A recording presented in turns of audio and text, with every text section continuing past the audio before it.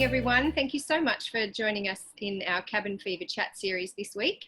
This week we have a very special guest who will be interviewed by David Farrell. David needs little introduction to many of you, I'm sure.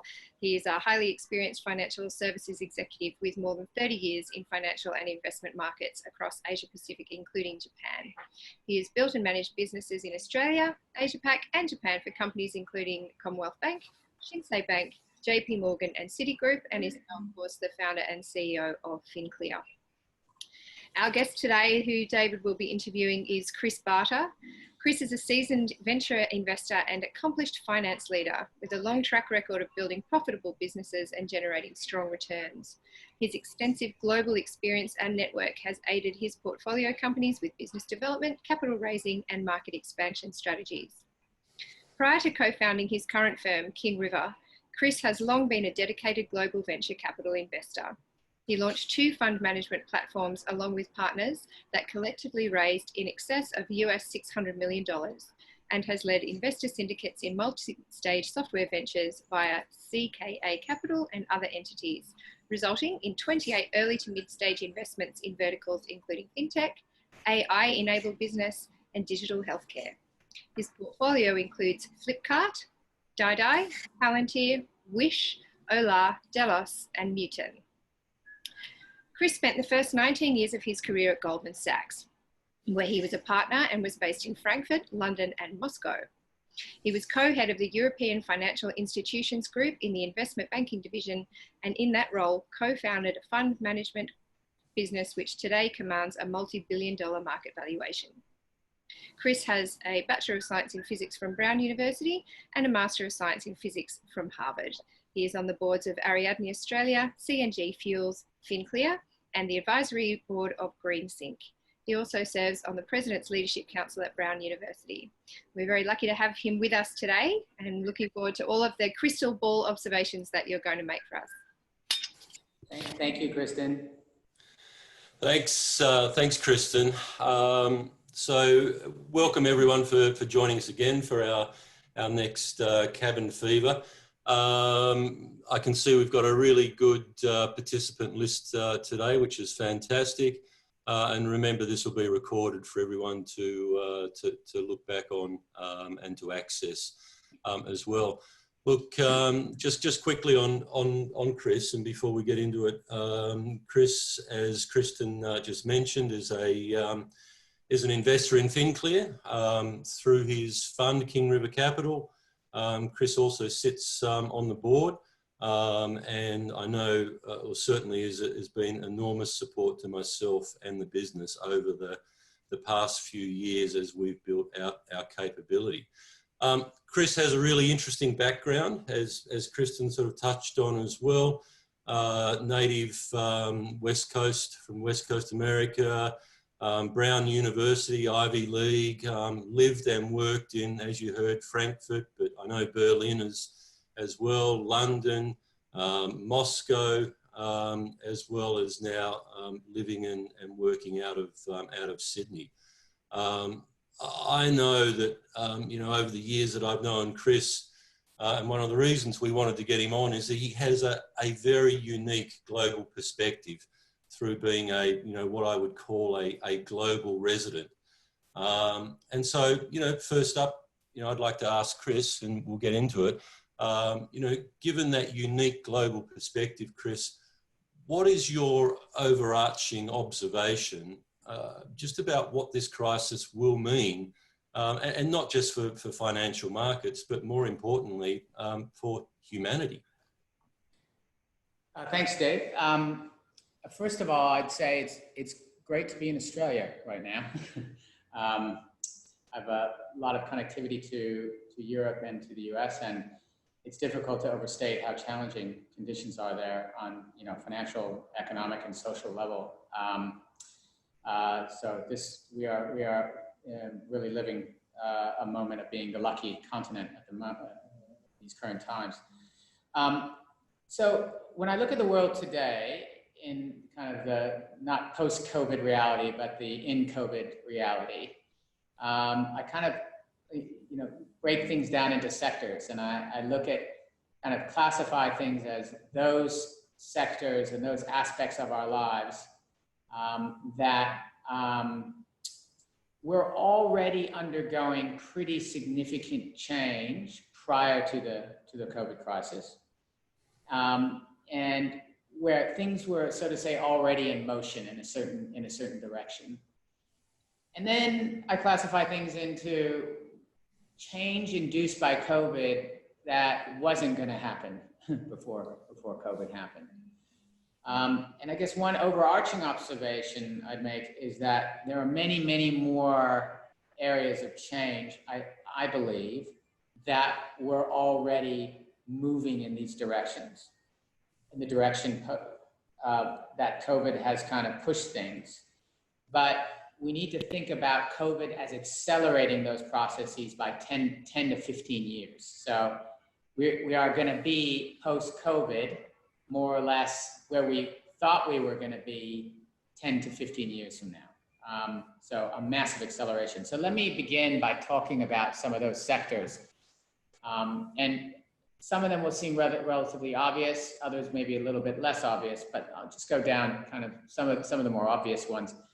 You know, the e-commerce sector was already on a trend of acceleration and adaptation. Our lives and commerce were moving online prior to COVID. COVID has clearly massively accelerated that as we come out of the COVID crisis. I think a lot of that is not going to be reversed, which is going to be very, very difficult for high street retail throughout the world. Equally, I think this is going to have a profound impact on accelerating the automation of logistics. When you look at the demand to have e-commerce items delivered to your home, food to be delivered to your home, it's two examples. And then if you go behind the processes of making this delivery happen, which is the fulfillment itself in factories, it's all screaming towards screaming for automation for two reasons: to create efficiency, but also to reduce the amount of human intervention in these processes. So we see the automation of logistics and the expansion of logistics as being a big accelerator, right? Accelerated process due to COVID. Again, we were on this trend prior to COVID happening, but it's massively accelerated. The other area that I touch on briefly as being hugely accelerated by the crisis is digital healthcare. I think healthcare in the world is going to be fundamentally transformed by this by the crisis.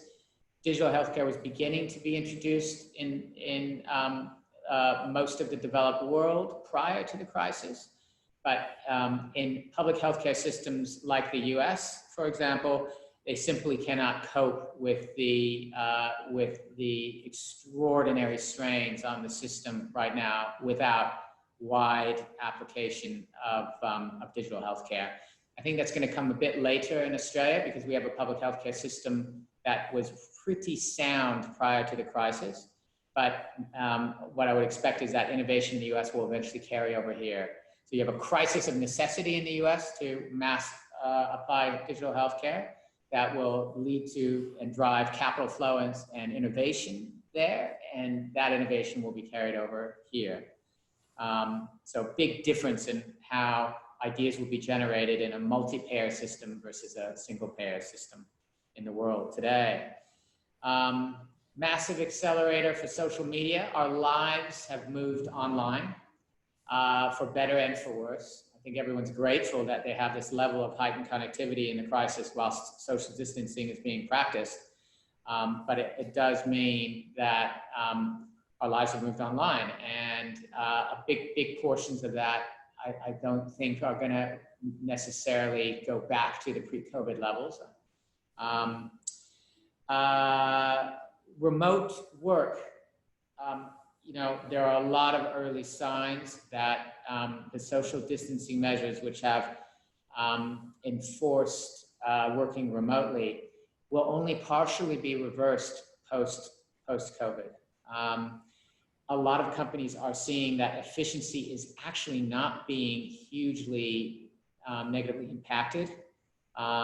People like the flexibility, particularly if their kids are in school, the flexibility of being able to work from home. And, you know, people are going to be thinking about the use of office space in a very, very different way post the crisis. And I think that's really bad news for commercial real estate in really dense urban districts around the world. Really, really bad for businesses like WeWork. And it wasn't going great pre-corona for WeWork. It also is going to be probably a big change in business travel. People are going to be are finding that, you know, pressing the flesh and really meeting people face to face is just not the cultural norm anymore. That people can equally accept meeting people digitally using Zoom and, you know, the many other digital meeting place applications that are out there. So that doesn't bode well for business travel, but bodes well for not having to travel as much. Online education. I think, the realities in our society is all education's gone online. That, of course, is gonna be somewhat reversed.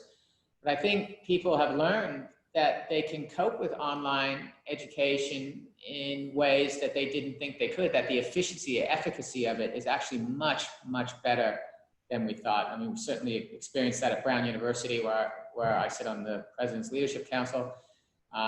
It's very much a function of demographic, though, as we're finding. Disadvantaged demographics tend to have a tougher time with online education. But it's, I think, going to be much more widespread, and there are going to be many new forms of online and digital education. So those are, kind of what I see as trends that were already in motion that are going to be hugely accelerated and in the economy. Let's move. That's great, Chris. Yeah. So, in terms of acceleration, you've pointed to some key industries, businesses there, healthcare, social media, working remotely, and obviously technology supporting that, automation across the economy, whether commerce and logistics, and education, certainly one as well. Incredibly interesting. So, out of that though, what do you think some of the issues are that have jumped to the forefront through this acceleration that we're seeing? Well, look, I think there's some.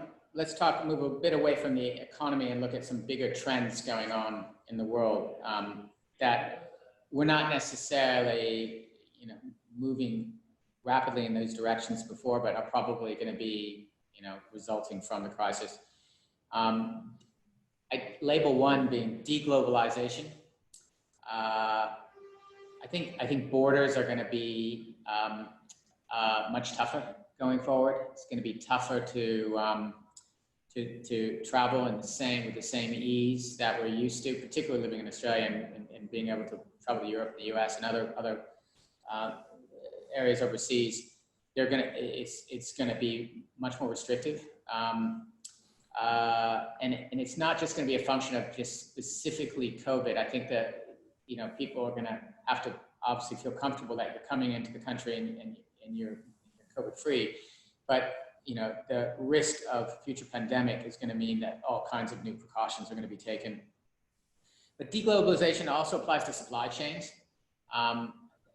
It's just become hugely apparent that there's too much reliance on manufacturing of critical supplies in large economies like China. In the US, the statistic is 85% of antibiotics are manufactured in China, sent to the US. I mean, this doesn't work. PPE for the healthcare industry, majority of which coming from Asia, doesn't make a lot of sense in the post-COVID world. So there's going to be a lot of examination of supply chains and what are critical supplies that have to be built within domestic confines. And so I would call that deglobalization, and part and parcel with that deglobalization is probably going to be a pretty meaningful increase in tensions with China itself. Correlation of globalization being favorably looked upon and positive relations being the case for China is very, very high. And so, if we look beyond the kind of, non-constructive recrimination of China being held accountable for this crisis, which just doesn't really lead to any solutions in this environment, but more fundamentally, as supply chains get redrawn and borders get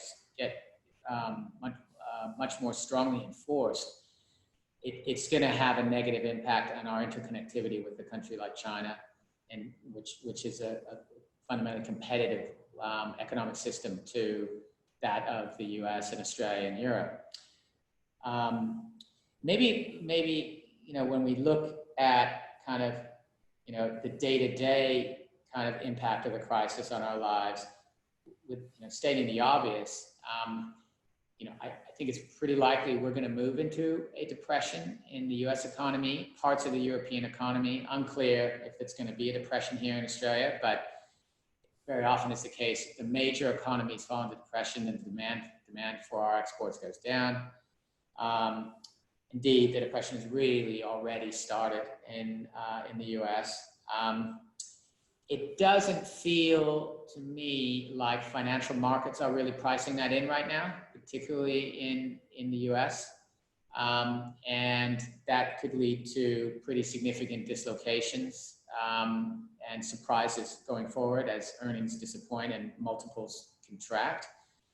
But what does all this mean moving into a depression economy in huge global economies like the US and like Europe? What it really means, I think, is that big government is back. So we kind of went through a secular change, particularly in the US, of government shrinking, the role of government being questioned as to why do we need so much regulation and so much government in people's lives? The social net being more or less frayed, with the view that as economy grows, and we just don't need those levels of social protections in an economy like the US. I think that's being fundamentally reversed in the current environment. You're seeing the US have to dole out stimulus and support to the population that hasn't really been seen since the 1930s. And it just won't be unwound quickly. And certainly the debt that's been generated that goes hand in hand with this level of stimulus and support is not going away tomorrow. It's going to be an intergenerational, multi-trillion-dollar debt burden. And what does that mean? It means the role of government is here to stay for a long time. Now, I think that has some big positives, by the way, not just negatives. That's obviously negative, but the idea that government is going to play a central role, not just in managing an economy that is with light touch regulation and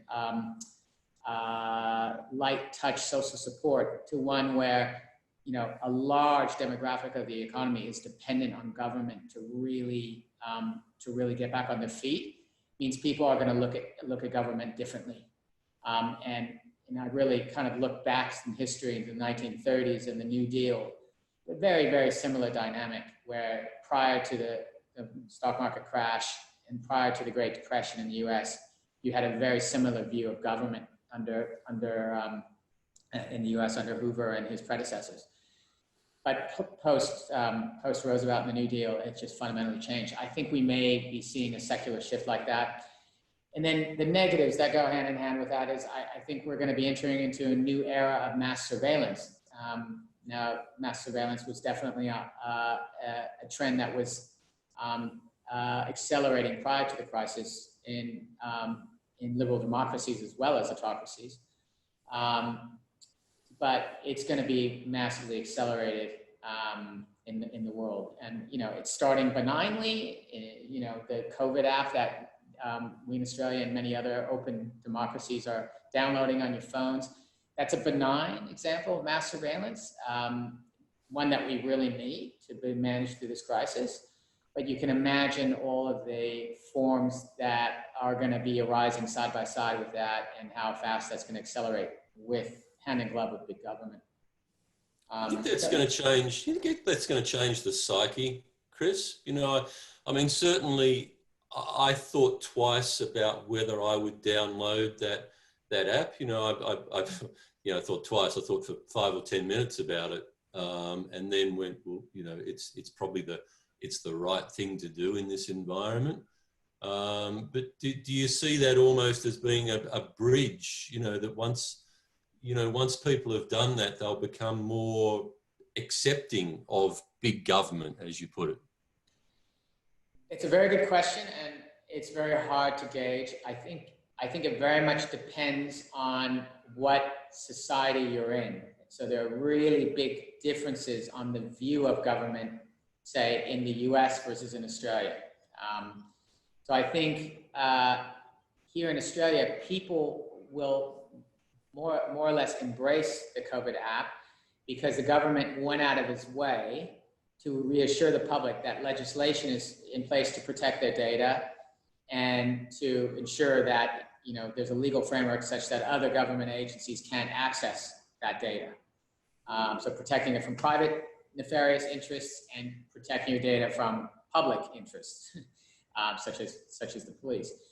So I think that all works if the people, if the populace has trust in government. So they believe if the legislation is there, the government will abide by its own legislation. And this is, I think, a really, really key observation about this crisis and what's unfolding in terms of which societies are outperforming in the crisis versus which societies are really underperforming in the crisis.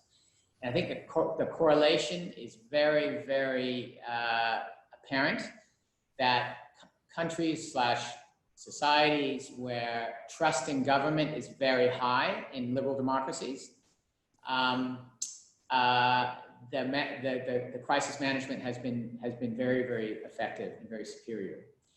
In countries where there's a very low trust in government, it usually means that the government that's there is not as competent as governments where there is a high degree of trust in government.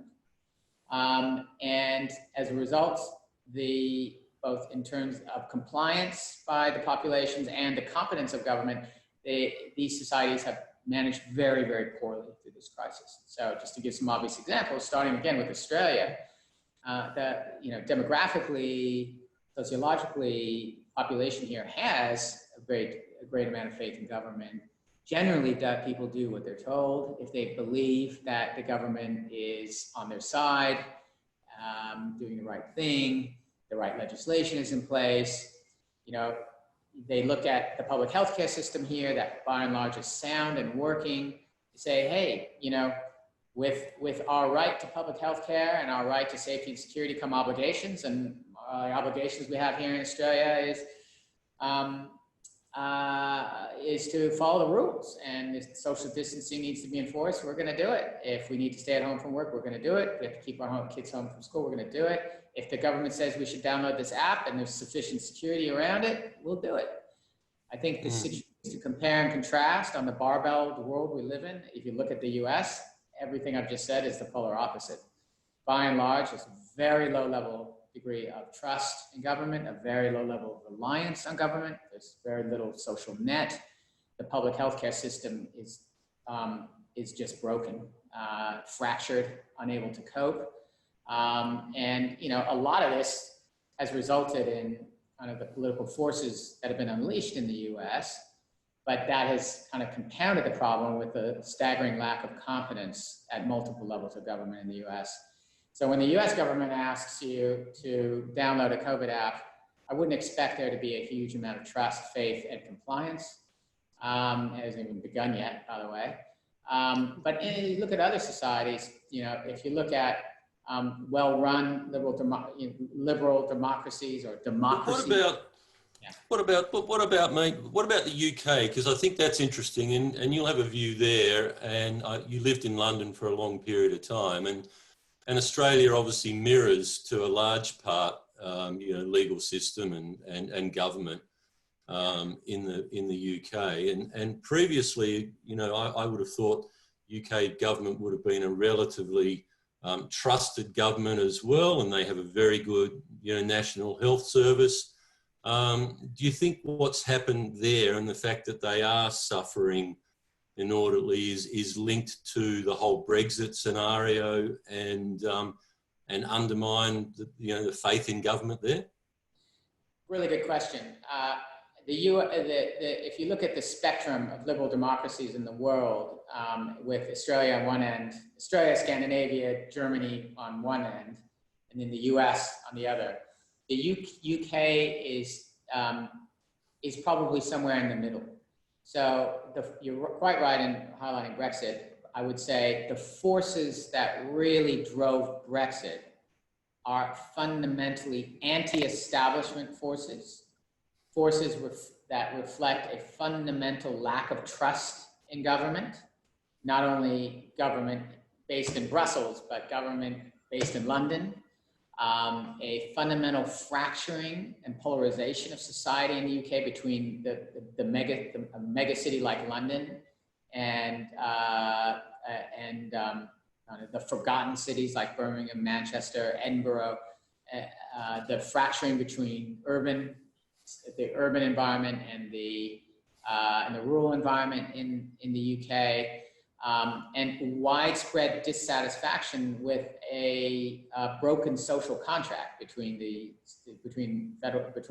government and the people. I mean, by and large, the UK has been through a really, really severe degree of austerity since the Great Financial Crisis. That has been relentless, and effectively, the view that large proportion of the population in the UK has was that the NHS was underfunded and dysfunctional prior to the Corona crisis. That was the view, the fundamental base case for that austerity had gone too far. And then the Corona hit, and everyone's worst fears were confirmed. They're underfunded. They weren't prepared. They don't even have PPE to allow medical workers to work safely. And then the very familiar narrative from, a government a current government, which initially just didn't trust the expert resources which were at its disposal, and went into a completely different mode of trying to manage the crisis, so-called herd immunity theory, which, thank God, they eventually abandoned. But all of this it reflects the same fundamental trends, I believe, that you have in the US, which is a government that was elected on the platform of being anti-establishment, anti-status quo, really trying to address these fundamental fracturing of society there along the lines I described in ways that probably won't be very effective, i.e. pursuing Brexit. So it's a similar phenomenon to the US. It's just not as extreme, but luckily there was a public healthcare system that is going to be able to cope with it better than the fractured system in the US. It's just dramatically underfunded and under-resourced. Fascinating. And let's just sort of focus back on Australia for a second, Chris. What do you think some of the implications are for us in Australia? Obviously, you've talked a little bit about big government, and I think everyone gets that. But more importantly, for our for want of a better description, living standards and capacity to travel and freedoms that we've all just taken for granted. Certainly within our lifetimes, that everyone's feeling very nervous about now and very uncertain what the future holds. Yeah, I mean, look, I think there's real cause for having an enormous amount of uncertainty about what the next few years are going to look like. Economically, we're going to be we're in a massive downturn. Unfortunately for Australia, our recovery is very dependent on the global economy recovering, very dependent on China recovering, very dependent, and China is in turn very, very dependent on the US and Europe recovering. So, I mean, that's the globalized world that we live in, a world that wasn't structured, an economy that wasn't structured that way 100 years ago when the Spanish influenza was wreaking chaos on the world. So we have this chain reaction problem. And as a result of that, it just feels like recovery here is going to take a while, and it's going to depend on other things going well. I think in terms of people's freedoms on different levels, you talk about travel freedom. It does feel like it's going to be 6 to 12 months or more before we can get to anywhere close to the level of ease of international travel that we enjoyed before. And it's not just going to be because other countries are going to be enforcing really rigorous measures on us entering their countries, which definitely will be the case. But it's going to be when we come back here, the measures that are going to be enforced. Now, I'm not suggesting that this 2-week quarantine rule will be in effect 6 months from now. I just don't know. I don't know how long it will. I think it's going to be largely dependent on how if a vaccine will ever emerge. There's no particularly persuasive reason to believe a vaccine has to work. More likely, we'll have an antiviral treatment solution, which will be probably pretty effective, but will take 6 to 12 months to develop, which means we're just going to have to live long term with COVID like a bad influenza, but with treatment. So we're not going to get back to the level of fluidity of international travel for quite a while. Now, that being said, I think discussions are already underway to reopen the border with New Zealand and have one cohesive travel zone, which I think would be really positive. It's a start, and then you can start layering in other countries. It's just a real challenge with Europe and the US right now. And finally, I find it really interesting, I guess, starting to see some commentary in the general media, particularly. I hesitate to call it China bashing, but very clear pushback now, and I suspect ongoing against China, and almost an acceptance that is going to have an impact on Australia, and it's going to have an impact on our economic relationship with China, without a doubt.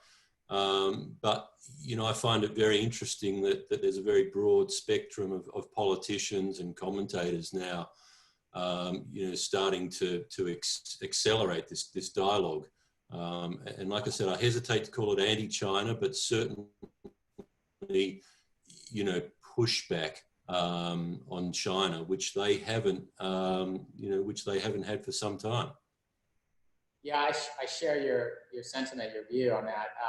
Look, it's interesting. We went through a long era in Australia with little or no pushback on anything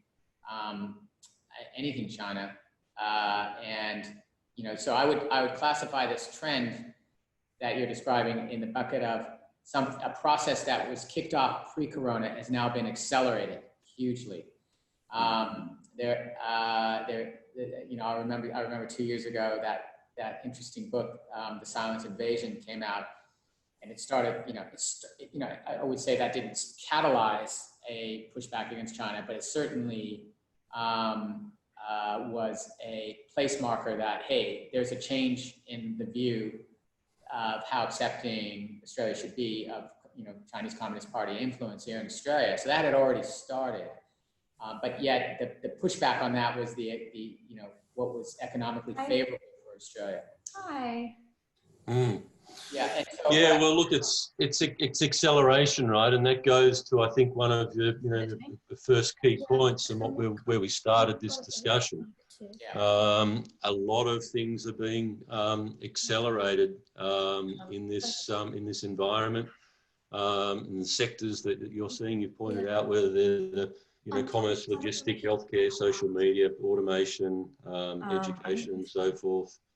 I think So yeah, very interesting. Just to weigh in on that China topic, there are three vectors. The problem is there are now three vectors that are accelerating this. One vector is political, primarily driven by the U.S., which is,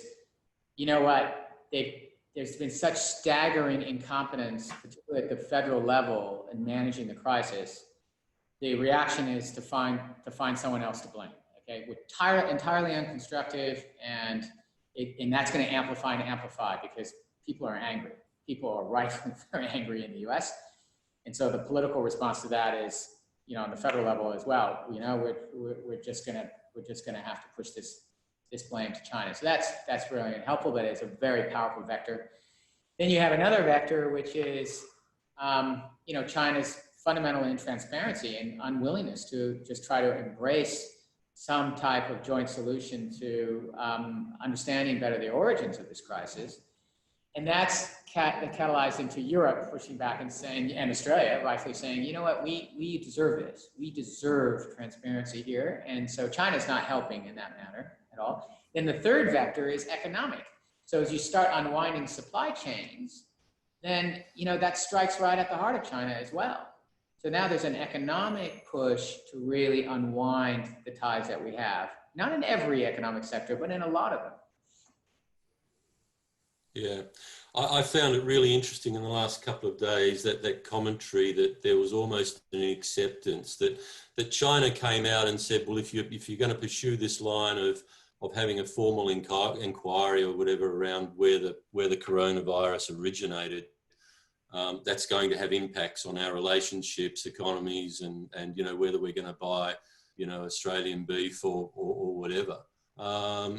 And it was almost, I certainly thought, and the commentary back was, it was almost like whatever, it was almost like whatever. That's not the point here, I'm prepared to take some pain, and the feeling I get from people I'm talking to is that, economically prepared to take some pain to actually get to the truth here and understand what's really going on, and get that sort of transparency that you're talking about from China. And I see that as a really key inflection point over this period, that all of a sudden it's not about economics anymore, and it's more about humanity and transparency, and the Australian people, and certainly myself, are prepared to wear some economic consequences to get to the truth. I fully agree. Yeah. Look, I think we're probably out of time there. That's been a very solid 40-minute session, mate. I'm just been captivated, as always, by hearing from you. Some really interesting topics we touched on there, and I'm not even going to try and give an abridged version to finish up with. What I'd like to hear, if there are any questions out there for Chris, happy to do a quick Q&A. Kristen, have we got any questions online? Yeah, there's one here. Chris, could you perhaps talk a little bit to your experience in Russia? That's one large section of the global story that we haven't really touched on, and we'd love to hear some views on that. Yeah. Okay, so Russia is interesting. I find it's very hard to read Russia from the outside, because it's quite a closed political system, difficult to read without having direct sources there. But I'd say the following. Russia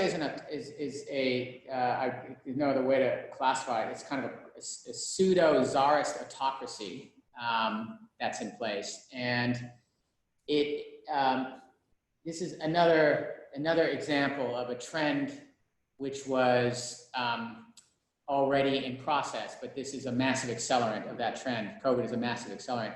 So Russia was already in fairly bad decline prior to Corona. So from 2012 to 2020, let's say 2013, more accurately, GDP growth has dramatically slowed down, and real incomes have dramatically fallen. And at the same time, Putin has managed to dramatically increase the dependency of the Russian, not only the Russian export industry, but Russian livelihood on fossil fuels.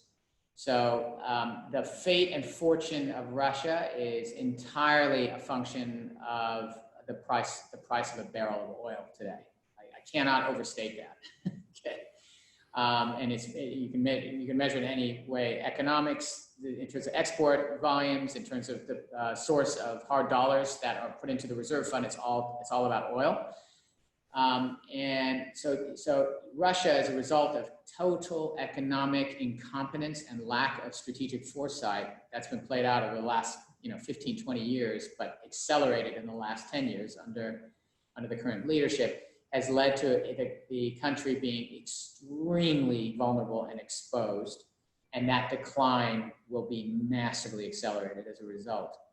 Just to give you an example of the short-termism that's gone on, Russia decides to declare this price war at the outset of the Corona crisis, with this idea that, well, it's a great time to kind of strike a dagger in the heart of American shale, and that they can last 10 years on the current reserves. I mean, I cannot overstate how utterly ill thought and ill planned and destructive that idea was. What they did was they accelerated the process of oil falling into negative territory. Now, as we all know, they backed down in the meantime from that. But why would they ever kind of think it would be a good thing to do that when there's so much uncertainty as to what the long-term impact of this Corona crisis would be? The answer to that is they drink their own Kool-Aid. They have this narrative that, the Russian exceptionalism in the Kremlin, that, we're better and we manage things better. We're not, the Corona crisis will not hit Russia. We're just better. The reality is that anyone who knows Russia knows that they are not better at this. They are worse at it. Their public healthcare system has been gutted for the last 20 years. I mean, it was on its knees prior to Corona, and they can't cope. They're not even close to peak infection in Russia right now. It's unclear. There's no chartable path to the reopening of the Russian economy right now. They're in total lockdown. Now Putin has turned around and is confronting that reality and saying, "Oh, look, we're in trouble now, and we're going to have to manage this," and really calling on that Russian spirit of resistance against horrible adversaries, which they're very good at doing. But it's going to have a long-term, very, very detrimental effect on people's livelihoods, on real incomes, and ultimately, I think, on Putin's rule. I think he's now more vulnerable than ever before. Fascinating.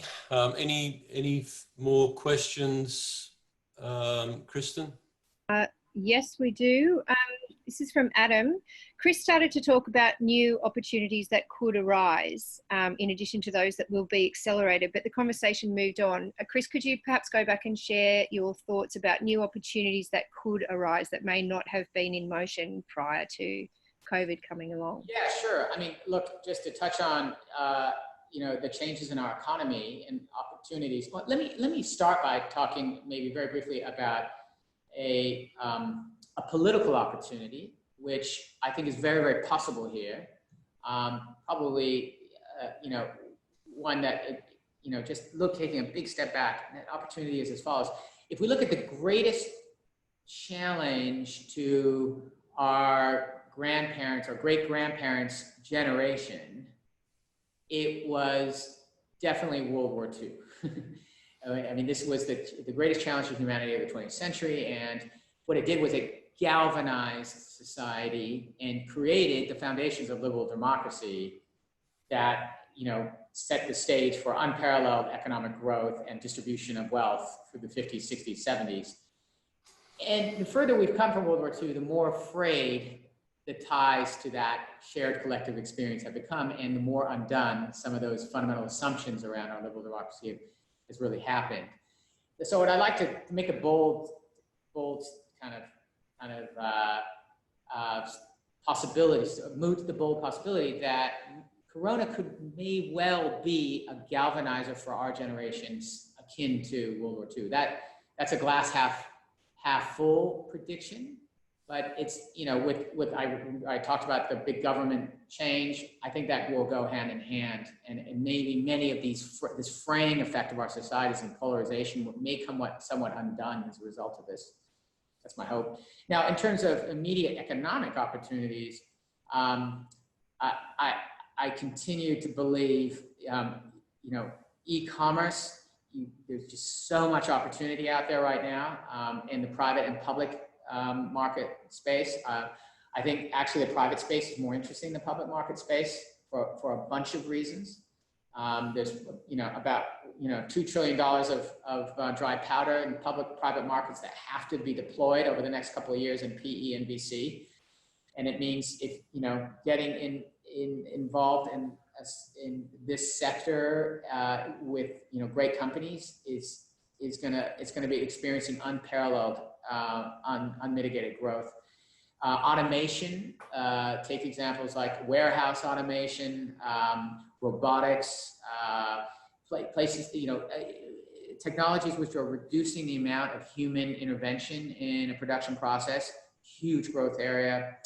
Opportunity in digital healthcare, there's so much to look at right now.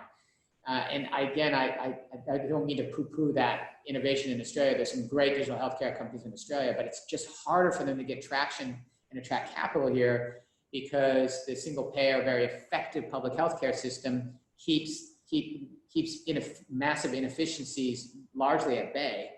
Whereas in the US, where you spend 20% of GDP on healthcare versus 10% in Australia, the inefficiencies are just totally out of control and unsustainable, and they have to deploy innovation in digital healthcare to get those inefficiencies under control. And so if you're looking for places to take advantage of, you know, opportunities, digital healthcare in the US, I think, is an amazing place. And then finally, I would be spending we will be spending a lot of time on digital education. That's been a sector which has just not attracted a lot of attention. It just hasn't been a super sexy tech sector compared to e-commerce and compared to social media and so on. I think its sexiness is going to massively expand in the crisis, and it's here to stay. Fantastic. Kristen, there's some good answers there for Adam. Any further questions? No, that's fantastic. Just one more. I'm not sure if this is something that you have a view on, Chris, but are we going to see any significant change in the use or attitudes towards digital currencies as this moves through? It's a really good question. And, you know, how would I answer this? Look, that was a trend that was already kind of underway prior to the crisis. And I'd say digital currency means two things to me. On the one level, it means, you know, cryptocurrencies. On another definition of it, though, means just moving away from the use of cash. So I would say this crisis is definitely accelerating our society's move away from the use of cash. You know, obviously, cash is a great transfer agent for communicable disease, so people don't want cash. But that trend was going on well before Corona. It's just going to be accelerated. If you look at economies like countries like Sweden, you couldn't pay for anything with cash prior to Corona. I think that's really going to have a lasting change. In terms of crypto, I have to say our house view, the King River house view, is crypto is, I think, should more aptly be called a a digital gambling means, not a currency means. I personally don't believe it's cryptocurrencies that are currently in the market today are ever going to be a fiat of pay that's universally accepted. It's going to be highly speculative until one of them or a few of them are embraced by central banks and regulated. But that therein is the paradox. It's as soon as it becomes a regulated cryptocurrency, it really just becomes the dollar, and it loses a lot of its luster. A lot of people like cryptocurrency because it's not regulated, but it's just has no real future in our view until it is. Mm. Yeah, amazing. Chris, I like many. I almost felt guilty the other day. I went into a shop and went to pay for something with some dirty, filthy money, right? And I almost felt, or I did feel guilty handing it over, right? That's just amazing how things have changed in such a short period of time. But if you think about it, if you look at the U.S., I mean, there is no tap and pay in the U.S. So you have to imagine how quickly that's going to be embraced now. Yeah. So acceleration, and that's that's just a theme we've heard the whole way through today. Look, mate, I am extremely grateful for your time, as always. Some fascinating insights there. Hopefully everyone's, and I'm sure have got something out of this session. And for those that want to revisit or spread the word, it'll be posted to our various pages, websites, and with a recording. So thank you very much, Chris, and Kristen. Any final words from you, or we'll finish up here, eh? It's a very big thank you to Chris. If anybody does have a question that you come up with later, you're most welcome to shoot that through. If you just go back to the original invitation, there's a link in there to send a question through to me, and you're very welcome to send that through, and we can look at that. Okay, thanks very much. Thanks all for joining us. See you later. Stay safe.